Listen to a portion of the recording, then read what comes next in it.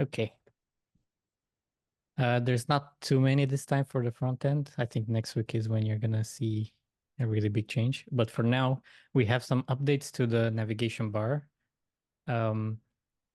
You'll have noticed maybe that now we have the work, life, and play links here that take you to the use cases, and they stay highlighted as you go into sub use cases and prompts.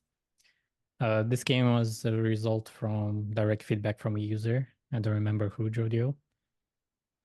And we also have the enterprise. Yep. And we also have the enterprise grade link here that takes us to the Storytell page with more information about what makes Storytell good for enterprises. The next change is we have a big white sign up button now that should attract more attention from the users. This came as a suggestion from Sandy, our growth advisor, and pretty much all startups do this. The sign up button is what you want to encourage, and then the sign in. You already have those users, so it can be a bit less emphasized. They know where to look. Next up, we have the file drag and drop fix.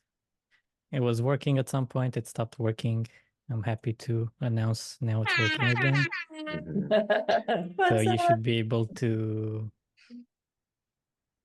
pick up a file and drop it, and it should actually work. Awesome. As you can Does see it work here. on staging, Andy, or just development server? It should be on staging as well. Staging is having some issues with the database. I wrote something in the chat in Gen 2.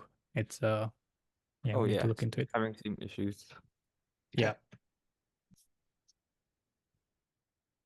Okay, next up, one that Mark wrote down as a task, and I could feel his passion for having this happen through the ticket, and that's to be able to hit escape when you're focusing on the chat prompt and for it to not be focused on it anymore.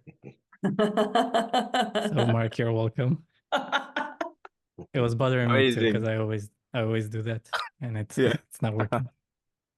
Okay, and the last change is something that I can't show the before of, but basically when you were in dark mode, you couldn't see the video because I made a mistake some time ago and left like some gradient overlay that was completely covering the video in dark mode, but that's when now you say solved. video, You Andy, you mean like the moving, the background, floaty? yeah, the moving background.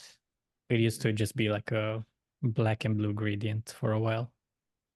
So that's solved.